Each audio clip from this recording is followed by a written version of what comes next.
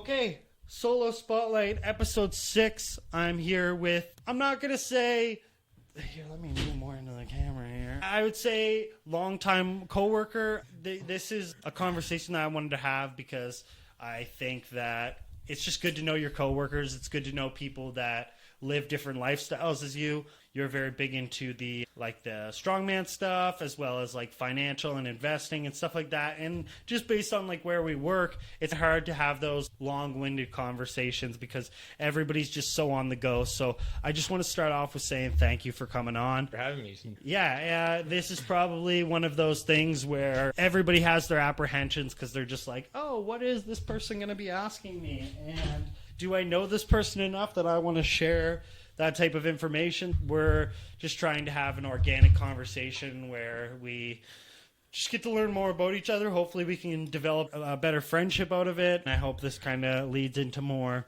beneficial conversations. I hope I can learn from you. I hope you can learn from me. Is there anything you want to say before we get started? I don't know. I was a little bit hesitant because it's the first time I've ever done something like this, but I'm always happy to get out of my comfort zone here and there.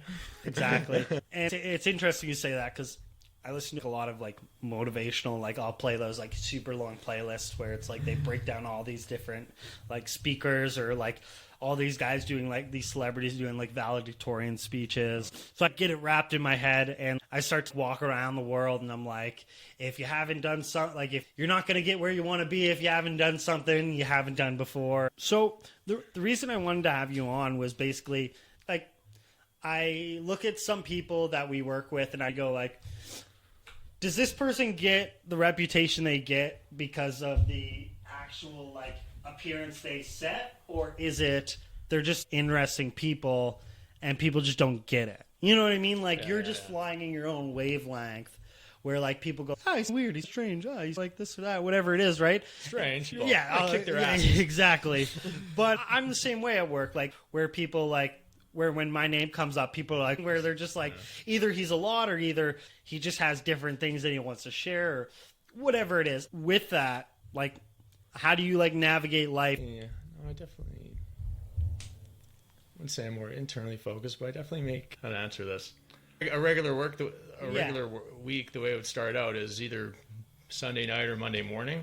I would write out my schedule and all the things I wanted to plan that week. Okay. I definitely give myself, I'd say like a healthy amount of pressure every week because I want to get, I got so many things going on. I want to get so much out of the week and just manage my time as best I can. So I can just, whatever I'm focused on, I want to be moving, have that healthy pressure, move forward at a good pace.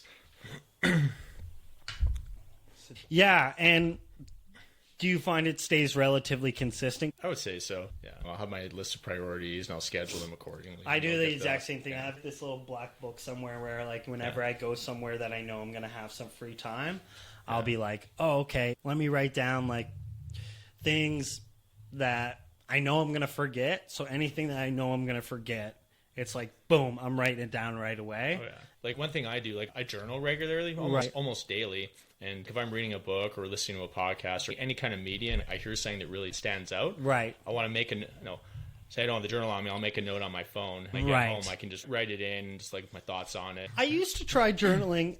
The big thing for me was like I couldn't stay like consistent with, so like the little notes was great, but then I felt, my first week or my first day of journaling, it was like very long-winded, but then over time you felt like the content or the give a shit that you're putting in is, and maybe it was just something that I didn't find that I was able to reflect on a lot. One thing that comes to mind immediately is that because it's on your phone, think of how much stuff is on your phone, all the different apps. Competing with. I've been using, I go to Dollarama, I spend like a dollar for a big cashier's notebook, and I got it out in the open where I can easily access it. And doing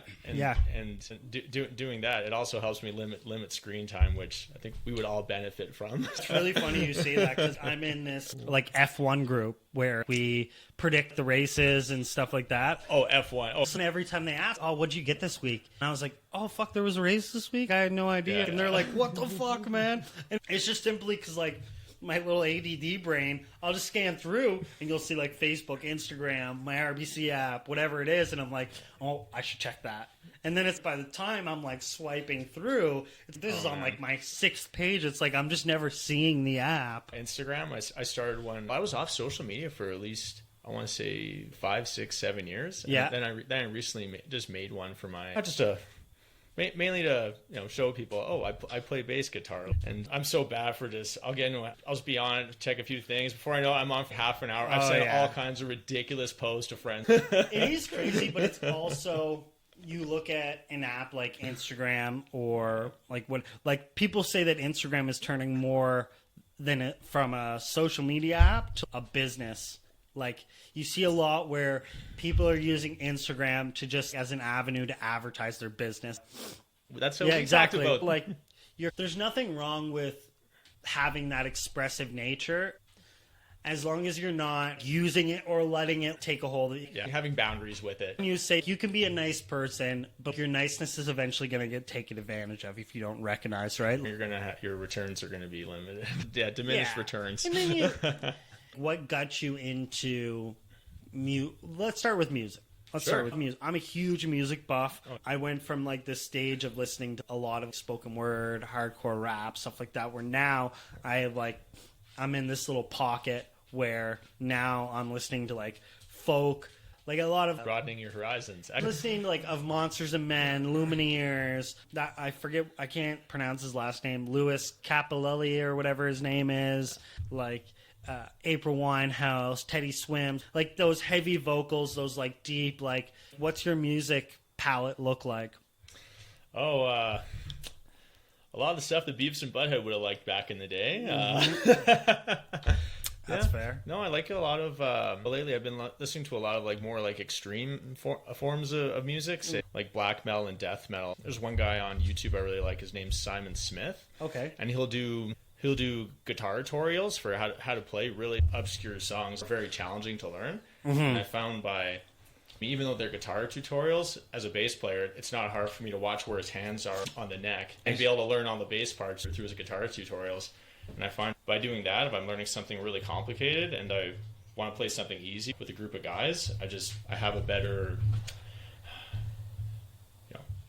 easier for me to handle like the less complicated songs when I'm playing with a group. How much are you listening to that music for? So I'm learning piano right now. So when I'm like learning piano, I find that my listening criteria, or like my playlist, for example, is like geared towards wanting to listen to that. So I say like, maybe because I went from listening to a lot of rap to all this folk stuff is simply because of my wantingness to learn more piano. So do I like the music, or is it just like, this is what I have to consume to understand? And I find I'll listen to certain songs and then I'll try to find like the piano acoustic, or then I go, do I like this? So is that kind of the same with bass guitar? I find there's enough artists and music and songs I can learn that I don't think I've ever sat down and be like, oh, I don't really like this song, but I'm going to learn it anyway.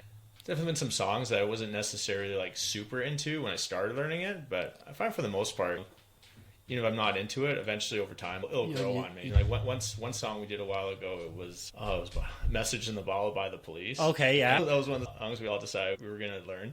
And at first I'm like, oh, what is this? Because I'm used to a lot more heavier music, and then I started learning it, got it down, and I'm like, you know what? This is actually pretty fun. And I'm at the point now where I can, at the very end of the song, like playing bass and sing along is generally fairly difficult, and when I come to the end of the song and they're sending out an SOS, I'm able to play and sing along with it. It's a fun experience. I sang in a choir for 2-3 years.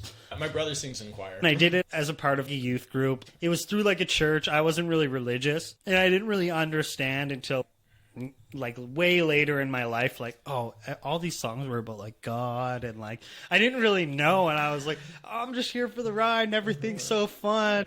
And then you start to see, oh, this was like a big like Jesus thing, and that's not a big deal. I don't really care. It was still a great experience, but just like the idea where you would think that like a person that's not like heavily Christian, why would they be in like a Christian choir? So it's funny.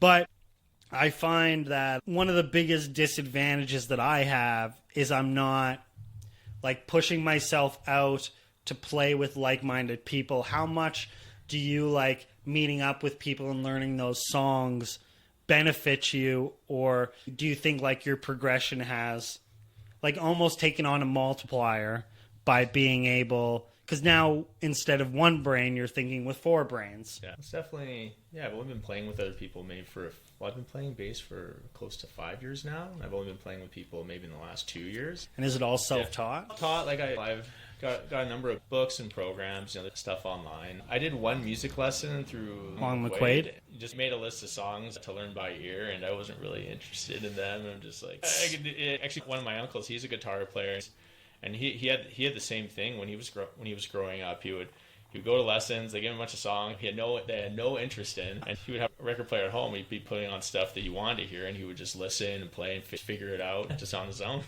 I find it really interesting in like today's day and age, because say like when your uncle was learning, he might have not had that access to information, but for the most part, whether it be free or more cost effective than lessons, you could probably find it on the internet. We're so spoiled. Because maybe it's just a way that this person behaves, or maybe it's a way that he likes to deliver the content or whatever. So many of the programs I did over the years when I was starting out, it was all the same stuff over and over again. It almost got kind of like boring. I can't play Happy Birthday. Like I have played Happy Birthday and fucking Fer-de-Lise thousands of times. And then I find like it's a motivation thing too, where you do that so much and you're in this stalemate of like, I'm not good enough, or I haven't found out like the exercises or the techniques that I'm able to play like these 3-note chords, or I'm able to do this. Yeah. But like, I really don't want to be playing fucking Happy Birthday. No. So then you're like, I'm not playing anymore. So I feel like that's where I'm at right now. If I'm trying to find strategies, because I probably haven't played in like a week. Okay, so it's out in the open. I know one thing that I heard from another training course was in regards to bass was, don't have it in a case, put away in a closet somewhere. Just have it around the house where you can access it. It's like a visual cue. Oh yeah, and you're better off playing just 15 and a half hour a day than waiting till the weekend, just playing all day for one day. Again, it comes back to that consistency over intensity. You're setting yourself up for success. Exactly right. I think the audio check went pretty good. Let's just start off with establishing a little bit about you, right? My audience really doesn't know who you are, and it's always good to peel back the layers and understand like who you are as a person, right? So just give us a little bit of fucking childhood to where you are now, and what were some milestones in your life, or just bring us through that in terms of to get some sort of like origin arc, right? Like, you live in Edmonton your whole life? I have lived in Edmonton my whole life. And how has that been? Definitely made the best. Yeah. And did you go to like public schools? I'm a product of the Edmonton public school system. How was that? Parents married together? Yeah, parents been. You know what? We just went out for dinner yesterday. My parents celebrated their 45th wedding. Wow, congratulations! I went to Red Lobster. Very nice. What do they do for work? My mother's retired. She got an education degree and eventually got her master's in librarian studies. Although my father, he's a lawyer. He's been practicing law since 1978. Okay. Yeah. That's interesting. He's a barrister and solicitor, so he does like real estate wills, that kind of stuff. So is it more of like notarizing and stuff like that? More of like the technical element of it? Yeah, I used to clear of all the criminal stuff. Now, with something like that, would you still be going to like court a lot? Oh, we don't really talk about his work very much, but I know he does a lot of real estate stuff and wills. Actually, I bought my home about 4 years ago, and he ended up taking care of all that stuff for me. Perfect. So, you're able to dodge the legal fees. Yeah. But back to growing up, like even though my mother had her education degree, they made the decision that my mother was going to stay home and take care of my brother and I. Right. And unfortunately, after so many years had passed, she wasn't able to. Her teaching certification got voided, and she wasn't able to pursue a career in teaching. Oh, that hurts. But, she ended up doing really well for herself, and she ended up working for quite a long time. She worked at Sears doing commission sales. Like just appliances, like washing machines. Go up and you read like the huge Sears book. And she ended up retiring a few years before Sears went bust. So There you so go. A lot. My mother was very. She was a smaller woman, very kind, and but there were times where her coworkers would try to steal her sales and whatnot. And yeah, some of those people, they were at Sears when they get bus, and they didn't work out so well. When you were like growing up, what were your ambitions? Like, where did you want to do something in one of your parents? Like, some people just they want to follow through with whatever their parents' things are. Like with my father, like he ran his own law firm, and it was just so much work. And I think my brother and I looked at each other and decided early on that we didn't want to take that on. Yeah, take that on. And like my father having his own business, he was taxed so much, and he was just openly expressed his disdain for the governments. And like my brother and I, we joke we hated the government before we even knew what it was. Yeah, exactly. But I don't know. I think like having those professional jobs, like it opens up a window. Yeah. And it almost gives you a realistic idea. Yeah. And it's funny because we just had Van Genhoven on one of our episodes of The Conversationalist. Right. And he's expecting a child. And one of those questions that I asked him was like, I'm genuinely interested because I don't have any kids of like, when would you like start to teach your kid about politics? Like, when would be the appropriate time? Would it be like, they'll just learn themselves? Do you start to teach it in layman's terms, or like, do you water it down, right? So it's interesting because like through no fault of your own, you were able to learn that even in just little bits and pieces, just based on what your dad did. So I find it always interesting. Like my mom was a nurse practitioner and my dad was a carpenter. Right on. So like, where I look at what my dad was teaching me, it was more practical. Oh, this is how you drywall. This is how this is how these tools work. Where my mom, something that I was just like learning by proxy, was like you're learning more about the healthcare system. You're learning more about ailments, or like, why is this person like coming in with this? And I'd sit at her clinic when I was like young after school waiting for her to get off work. So it's very interesting based on these like career paths that your parents take. You could inherently be exposed to something that same kid at whatever age is not going to learn till they're like fucking 18. Yeah. It's funny you mentioned carpentry skills because I was never very mechanically inclined growing up.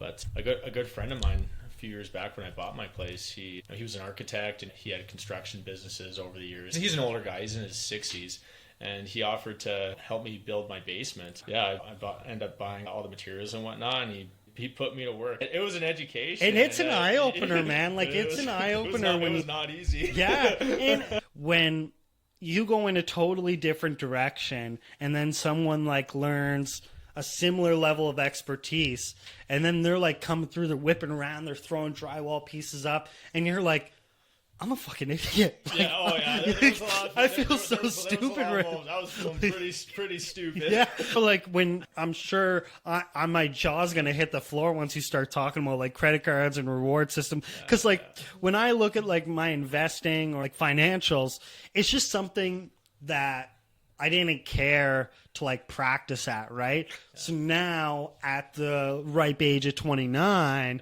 it's like I'm starting to learn things that maybe I probably could have learned it like when I was younger. There's a saying: the best time to start was yesterday. The second best time is right now. Exactly, and like you're not going to know everything, and like you're always going to be challenged. You're going to have that slice of humble pie every once in a while, and be like, "Oh yeah, okay, I'm coming in. I don't know what I'm talking about." Yeah, I'm 30. I should probably know like more about buying houses or interest rates or whatever it is, but I'm willing to learn now, and like that kind of just has to be what it's going to be.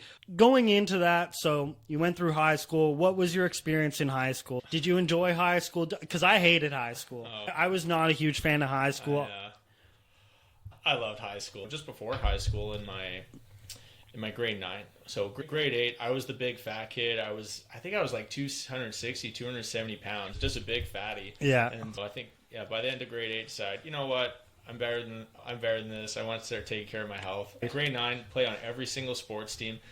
I was champion of our junior high darts team. There you go. I did every single sport there was. Yeah, I lost the weight. I think I got down to maybe 220 or 210. Okay. And then it just so happened that my high school, at the time they were coming off of back-to-back Tier 1 provincial wins. For darts. This is for football. Okay, right. You know, what an opportunity I had. I went to the open house. This is at Strathcona Composite High School. I ended up meeting one of the football coaches and remember him looking at me and saying, okay, this guy has good size. Yeah. And I ended up having some people that I knew from junior high school that ended up being on the team. So that was, definitely helped me get through that first year. It was, it was definitely the furthest I've ever been out of my comfort zone in my life. That first year you're on the best team in the province. You've never played football before. It's right. Every practice we're warm. They're beasting us at the start of practice. Like, you just, so much harder than anything else. Wanted to quit every single day, but luckily I had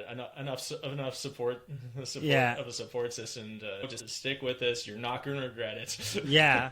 And did you playing on the football team help you with the political aspect of high school? That media status boost away. Like, it makes it easier to go through. Because for me, like, when I went through high school, it was like a grind. Like, sorry to hear that. No, but it was good. Like, I was able, like, I was pretty, like, to myself, right? But it was not for the reason that I was, like, scared to hang out with people. Like, I had, like, people that I talked to, but it was, like, for me, I was, like, moving around a lot. So then I think I was more, like, I don't want to say entrepreneurially inclined, but I was more had that, like, worth ethic. I just want to be working. Like, I don't want to be, like, shooting the shit playing fucking cards with 15-year-olds. Like, and I think, like, it was a disadvantage for me, but it was also an advantage. And, like, I took a lot of co-ops, and, like, my goal when I was going into high school, I applied for this thing called the O2 program, where it's called Options and Opportunities. And essentially what it is like, when you apply for this program out of junior high, the idea is, like, when you get accepted, your seat for community college is already reserved in your first year.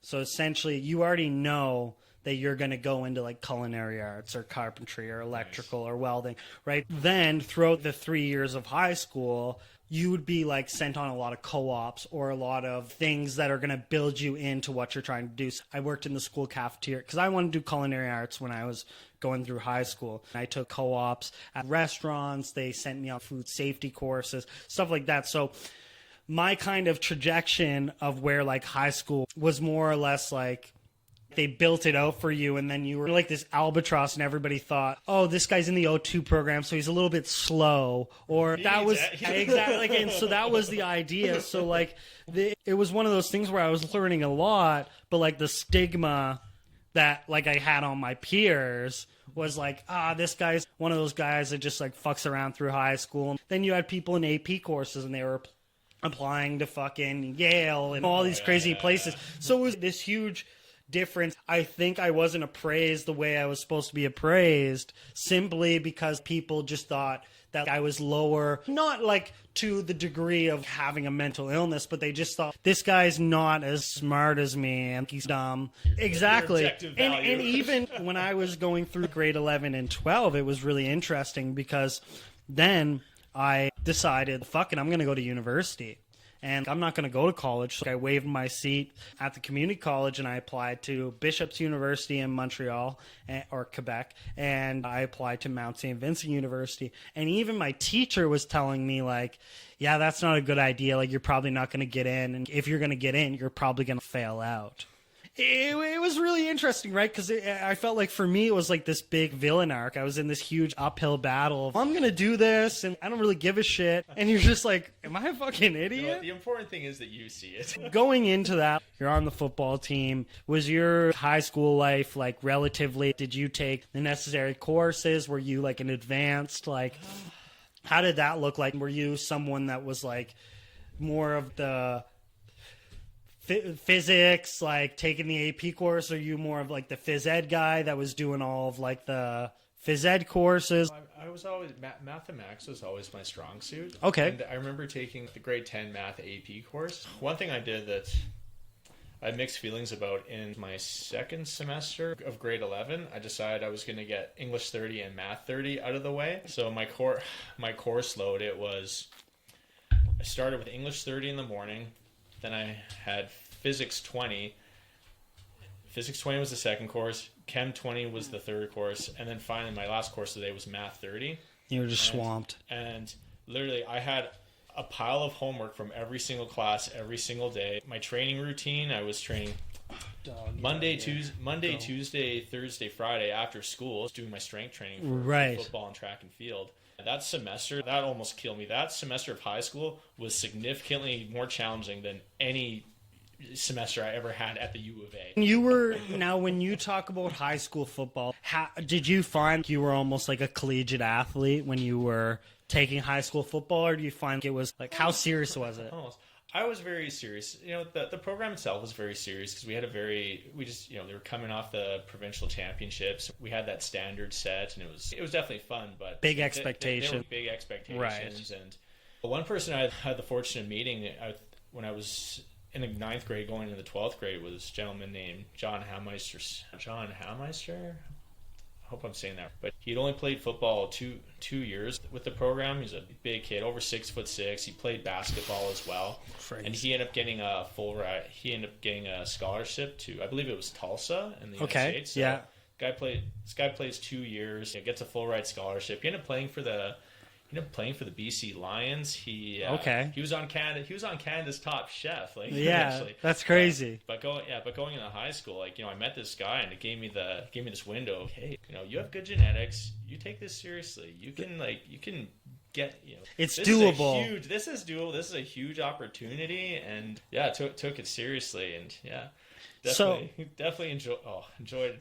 So now you do the football. You get through high school. And then do you go to U of A right away, or do you take a break? Well, there was definitely a balance. I always took care of the school aspect, but definitely I wouldn't say my passion was in school. My passion was definitely in football and sports. Right. No, basically what I asked was how much were you trying to pursue a career in football? There was definitui potential to play football after university. Just I was on a good trajectory, but did you play for the U of? Does U of A have a football team? Oh yeah. I ended up playing on the college football team. Was that a big jump from in high school? I played my cards fairly well because I ended up going to the lineman camps at the U of A. Okay, that definitely built a strong relationship there, and not only that, I would play with the junior teams in Edmonton. There's the Edmonton Huskies and Edmonton Wildcats. I think I went to 1 or 2 Wildcat practices, but predominantly the Edmonton Huskies, just because they were situated closer to where I was, and practice with them. I felt like doing those practices, it really got me, because I'm a teenager. I'm playing against these grown men, and you're getting really good experience. So you played on the team. Was it the same challenge balancing the academics with a university team, or what? Because you said that when you were in high school, that was one of your challenging years of having all of those courses. I would say it was definitely quite a transition because we had more. I would say the difference between high school and university is in university, they don't hold your hand. You're expected to fail. Of figure things out for yourself because you're in lecture halls. Some of these first year courses, you have 200-300 students. Yeah, you're just expect to study on your own and be prepared. And when you look at university, the same thing of the no hand holding, where it's you're going to come into a class and the guy's going to be like, here's your syllabus. You need to read the first 73 pages by next class. And I really don't give a shit. And good luck. I learned how to teach a course they get in 2 weeks. Or you have some professors that they have a super high level of degree of teaching skills, where other professors, they rely a lot on slides and notes. Or you have some professors where it's everything I'm giving to you is in the textbook. So it really doesn't fucking matter if you come to the course. I found one thing I found over my years at the university, my grades were correlated with how much I liked the course. How much I liked the course and my professor. If I really liked the professor, it just gave me the right motivation. I just won. Yeah. Exactly. And it was just easier, it came to you easier. And with the training and stuff like that, did you ever find, I put too much on my plate? Oh, train in terms of physical, so you're in university, you're taking courses, you're going to football training, you're going to the games, you're traveling. Was there ever this sense of what did I get myself into? There was definitely, because there's just so much going on. You have the pressure of performing, you have the pressure of having your grades. And you're just running on autopilot until you have the moment to sit down and reflect. This has been 2 weeks. So back in the day when I was a student, it was in the winter semester. We what was called a reading week. Right. And everybody that's a student there, we all called it suicide prevention week. Yeah.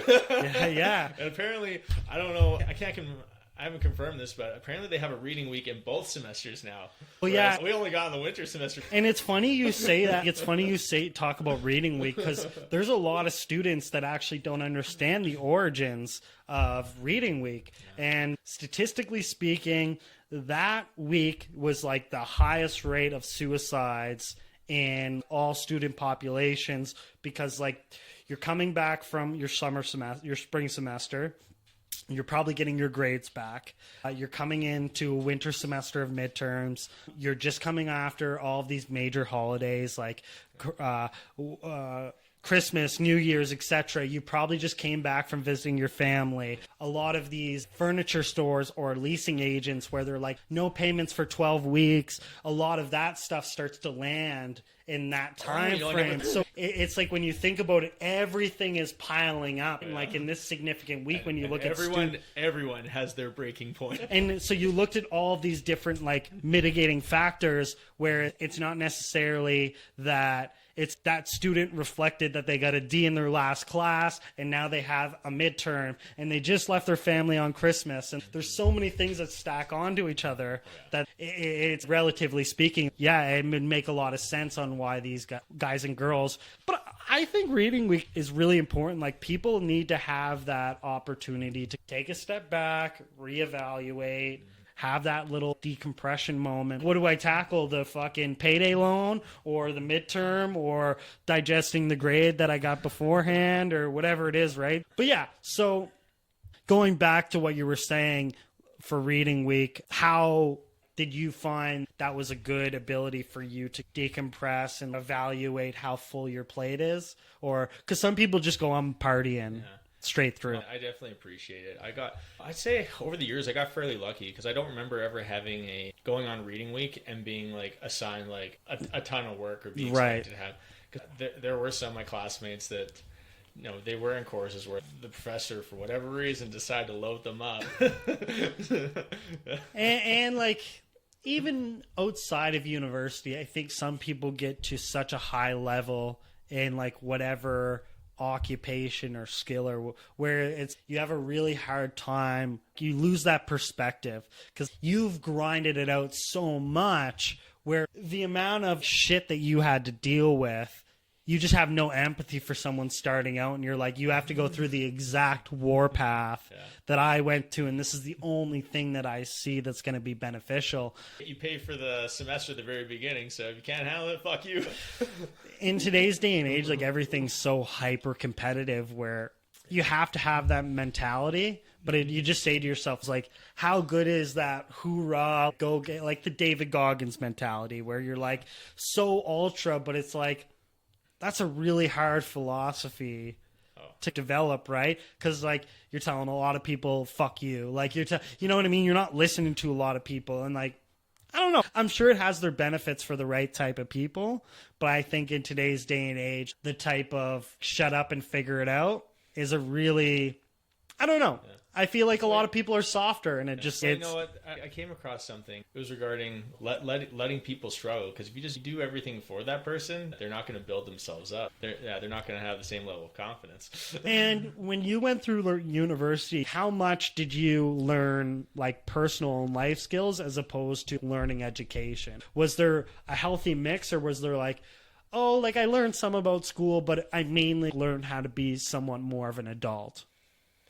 Oh, how to answer that? Yeah, I would say it was a mix. Definitely had our fair share of partying. Right, for sure. I remember years ago, and I stayed at home during university and didn't move out until afterwards. Okay. And I remember I lived at home. There was maybe like 5 bedrooms, and we had interviewed someone to be our roommate, and this person was an engineering student. Right. And like just absolute like zero social skills. We're like, we'll let you know, we'll think about it. So it's it could be like I was taking like a Bachelor of Arts in Psychology, so it was like maybe my workload isn't really the same as someone else. Time is not a priority. I always find it very interesting because some people say like university's useless, right? That's a trend I've noticed over the years. I wanted to do sports. I was interested in the courses I was taking. I'm glad I did. And just being around those type of people, you find out like who you want to interact with, who you don't want to interact with. Is this the type of like society's pocket that I want to be? The student has. Yeah, where everybody's just trying to follow the role. I was super grateful. I'm going back to school now, part-time. But to compare my experience when I was like 19, 20 to what I'm doing now, where it's like I'm doing a whole new thing. Because the level of maturity or the level of where my priorities are at, I was like, I was just a little kid. And I didn't know anything. Like when I graduated, like, you know, the years graduating university, looking back, man, what the hell did I know then? And I'm sure at the moment when you were graduating, you were like, this is a huge achievement. Yeah, and I'm I'm top of Everest here. right. And then you look back and you look back and you're like, oh, the dude that I knew 5 years ago. Who is that guy? Yeah. It's funny we talk about this because I was listening to a Matthew McConaughey thing, and he goes like talking about heroes. And I always say that my hero is the version of myself that's 10 years older.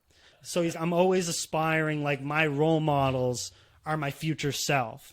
So even the dude I'm going to be tomorrow is the dude that I'm aspiring to be. Like, I don't have any role models. I know, and when I'm 25 and I look at the 25-year-old when I'm 35, and then as the 35-year-old, I'm aspiring to be with the knowledge and whatever I know at the 45-year-old self. So you're more hyper-focused on your own personal benefit or the achievements you want to make, as well as looking back and going, I always had something to learn. I'm always going through something and I'm never going to fucking, like we said, you're never going to know it all. So you graduated. What'd you graduate with? Just a Bachelor of Arts? Or yeah, a Bachelor's of Art. I majored in sociology and minored in economics. Sick. And what was your trajectory? Like when you got your degree, you figured it out, did you think to yourself, I'm going to take a little bit of a break and just appreciate the fact that I graduated? After university, I think, throughout university, like I was just working at the bar as a bouncer, and like I ended up doing that for a few years after. But being in Alberta and having the oil and gas industry and hearing about some of the money people made, I did a short venture at that, and definitely really enjoyed that. It was a different lifestyle, being out, being in camp, being away from home all the time. Fly in, fly out thing, or was it like how many times, like how long were you? In the company trucks, I think our longest shifts were we would do 21 days on, 7 days off, which was rough. Yeah. We always joke that the ideal would be 14 and 7. Right. That 2 week mark, oh man, like, you're just like done. Time to go home. Yeah. Like, what are we still doing here? Productivity has completely dropped off. Yeah. And so you do that. You do the oil and gas. Obviously, you enjoyed it. So what kind of led you into the career path? Actually, before I went to one conversation I remember having with a buddy. He was a swimmer, and he ended up going to, I think he went to Michigan State. This guy was very accomplished, and we were talking about how if we would have just not gone to university, gone to oil and gas right away, the amount of money you could make, grind hard 5 to 10 years, be set for life after that, and then do whatever you want. But yeah. I think looking back, I think we're both glad we went to just decided to, you know what, we have the sporting opportunities. Let's just take these, and oil and gas, it'll still be there when we're. So, like when you graduated, was this kind of where the football dreams went to rest? I ended up coaching at my high school for a number of years in the early 2010s, but yeah. Now, looking back on my career as a university player, I felt like I never quite hit my potential. Like, I had all kinds of injuries. I wasn't always as good at working out as I am now. There definitely wasn't the information out there now on proper training and technique. It wasn't quite there for me when I was a student. I learned that stuff later on, during and after university. There's always that notion of, like, you have to accept, like, I passed my prime a bit. Like, where you're like, I could push it. And I could try, but like, what's this grind going to look like? And am I going to set myself back and trying to catch up to dudes that started football at fucking 5 years old or whatever? You know, like for me, when I played soccer, like I was like, okay, I'm going to go to university and then hopefully I can try to play on like a second division team while I'm like on my off season, and then that's going to prop me up, and then hopefully I can try to look for either a scholarship at another university or I can try to get on a semi-pro team or whatever it is. But my aspirations were like very foolish, where I thought I was better than I actually was. And then when I went to university, it was like this big humbling experience where I barely played. Yeah. Like I had no playing time. Like I was basically redshirted like the whole like 2.5, 3 years that I played. And it was just one of those things where I was like, oh, I thought I was going in on like a top recruit or like someone. And then it was like, I started to recognize like just through like my network of people that I knew, that was like a lot of the reason that I got on the team. And then it's like you sit with yourself and say, if I didn't know the person that I knew, or I wasn't friends with this guy, would I have even been playing on the fucking team? Do you feel like you had a target on your back, maybe? No. Maybe no. This guy got on the team because he knows he's the coach's son. I think it was a lot of the people that kind of vouched for me gave me these like side talks of like, you know where you're at and like you're way in over your head. Yeah. But if you don't try your hardest, like you're going to be like not only a disappointment to yourself, but you're going to make him look bad. You're going to make him look bad because everybody's going to look over for you, bro. You exactly. and it was one of those things where I did try really hard, but it was this big balancing act of like, how much am I trying to get met with that discouraging of like, it's still not enough. And this guy's just like naturally better than you, right? Where that's where I felt university, like my ability to understand my own emotions, go through that, where it was more of like a personal journey than it was like an educational journey for me. Like I went to the courses, stuff like that, but it was more of being able to understand criticism, being able to understand like you're going to be in these rooms where you're not the best, or like people think that you're not wanted there and shit like that. Where the best way to get better is surround yourself with people who are better than you. I really enjoy the experience that I had. I wish I just had more like maturity. So what was this kind of the point where you started to find your passions after you've checked off all the boxes? Like, okay, high school, football, university, football on the university's team, blah, blah, blah, blah, blah, oil and gas, I'm making some money. Like now where does you find out like, oh, I enjoy doing this on the side, or I enjoy playing bass? Like how soon did that start? Well, I definitely always, like, I don't know if I mentioned, I've been lifting weights since 2002, so 22 years. Even when I was playing football, I always have enjoyed the lifting weights aspect a little more than the sport. I think it would have been 2010. I was talking to a buddy. He was in the CFL at that time, and yeah, we were just talking about training and whatnot. He recommended some books that I read, and I definitely rekindled my interest in lifting weights. It made me even more and more passionate about it. And, you know, I'm in my mid-20s. I'm done with football. I still love lifting. I'm still responding well to training. Mm-hmm. And, I mean, growing up, I'm sure a lot of people watch this, the World's Strongest Man. It would have been on during Christmas time. And that was something that, you know, just... You know, kind of rub you the right way. There was this old timer at the U of A gym, Gordon, and he was trained there with the powerlifters, and Gordon was always saying, you know what, like you're tall, like you'd be really good at Atlas stones. I'm like, oh really? Oh, strongest man. Yeah, you should look into that. And yeah, 2012 came around. I was able to, after going to a number of different gyms and just trying to find people involved in the community, I found my first strongman. You know, enjoyed it. It wasn't until maybe a year later that I did another show and got plugged in the network, and yeah, like really enjoyed training. I was reading books on training all the time, and decided, you know what, I have all this knowledge, I enjoy what I'm doing, I could do pretty well at this. And I took on a life of its own. It was someone, like you talk about like being involved in the community, did you almost have to like apprentice someone in a way, because the techniques and stuff are probably very niche in terms of very niche, and right? It's not like today where you have all these World's Strongest Man athletes have their youth content. It was very niche and underground. I feel like at that point, because I had already been because 2012 I would have been already lifting weights for 10 years, and I've had the dumb injuries, and learned how to do things properly. You have a baseline, train and not fuck myself up. Yeah. So actually I never got a serious injury during doing strongman. Like one really popular one is the bicep tear. Never happened. You had more of a foundation or like a baseline to keep yourself healthy, and absolutely. And you even talked about like off camera, you talked about like the stretching, for how like important that is to like factor in the stretching. Yeah. I mean, you're a fine-tuned machine. You're like a sports car. Give it premium fuel, take good care of it, regular oil changes. Yeah. Now, so take us through like the strongman competitions. Like, how does that look for you? Like, how much training before like you started doing competitions, or was it more, did you have to learn certain like the Atlas stones or like the truck pulls? Was it something these like where you met to learn all of these at once, or was it like I'm learning a totally multifaceted? Yeah. So like the way we would train is like the fun thing about strongman is that every show is different, and every show will have their events.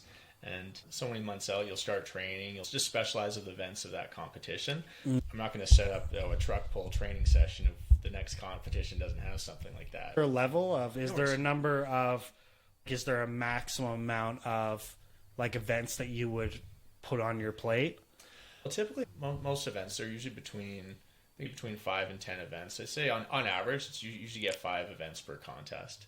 So the one person would do on average 5 different. Yeah. Okay, that's not bad. Yeah. It's like the Olympics. You look at like Olympic swimmers, and it's like they do the 50 meters, 100 meters, the sprints, the this and that. Yeah. Everybody finds like where they're really good at and like where they're moderate at. But you kind of always have to have all of the tricks in your bag. You know what I mean? You have to be able to do it, even though that's not you. You might be able to do the what's the one where they do the barrels and the guy has to like I saw one, it was like a standing bench press. So it was like they pull a barrel, the barrel goes down, he benches it. He pulls a barrel, the barrel goes down. I think that was a Shaw classic. Yeah. So like you see something like that, and I might be really good at, I might be moderate at that, but like the Atlas stones is where I really shine. How much does one competition, is it like an overall, or do you get graded on each individual event, or is it like an overall? So for every event, say there's 10 athletes, and say for the first event, whoever would get first place would get 10 points, you get second place, you get 9 points, so and on then and it's so just forth. tallied up. The total highest amount of points you could get was 50 points. So it's whoever gets closest to 50. When I started in the sport, like it was very niche and underground. There was only, it would more often than not, it would just be open class. Everybody shows up. The strong, best guy wins. Right. Whereas now, it's more of an organized sport where you'll go to shows. You'll have up 10 or more weight classes. You can have close to 100 athletes at some of these shows. And how much have you leveraged like the community in our workplace with the Strongman Association? Nathaniel Blaze, he's the chairman of the Strongman Association. Yeah. Have you used those avenues a lot to get in competitions? Or are you just the nomadic approach where it's like, if our paths meet up, that's great. If not, but I'm just like going to this shit. You know, my last competition, it was 2018. But I'm still in the pipeline here and there. Like I recently volunteered at the show a couple weeks ago. Yeah, it's just great to see staying involved. Some old faces. I'll help out. And it's always, you're keeping your thumb on the pulse to know like when the opportunity for you might arrive, when, you know, whether it's volunteering or competing. And you stay in relatively good shape either way. So it's like, you're just like, you're trained to be ready. Or just, you know what? I definitely keep a high level of general physical preparation year round, because sometimes there will be times where I want to spend some time leaning out, maybe getting my cardio better if I know I'm going to be doing a lot of hiking or maybe doing a backpacking trip. Yeah. And do you find like your body mechanics, do you find you have a disposition for me, I struggle to keep weight on, right? I find that a lot of times like I'll just burn it off. You know what I mean? I'm like, I feel like and eventually it's going to slow down. So I'm like, I'm taking that into consideration for what I'm doing and how I'm eating and stuff. But like some people, they have to work a little harder because they're like, well, if I stop doing this, like I'll put on 20 pounds like that. Yeah. Right? Do you find that's a thing that keeps you motivated? Well, it's definitely, I've always responded really well to training.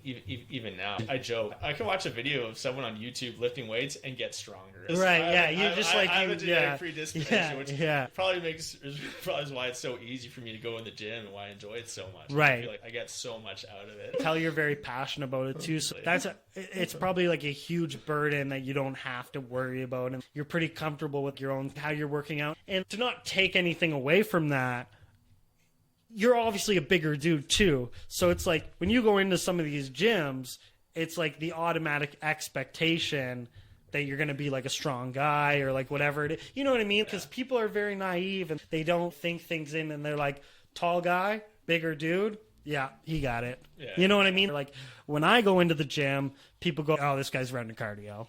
Like, this guy's just going to do cardio. That's not to take away from your motivation, but do you think just because you're genetically gifted in certain ways that it also helps you, like, you're more welcomed into that space? Definitely, yeah. If I'm at a gym and I see another larger man moving a lot of weight, it's just so easy for us to just get talk about it. Become friends. Right. Like, some people I know that lift weights, like, we can hang out and talk about lifting weights for hours.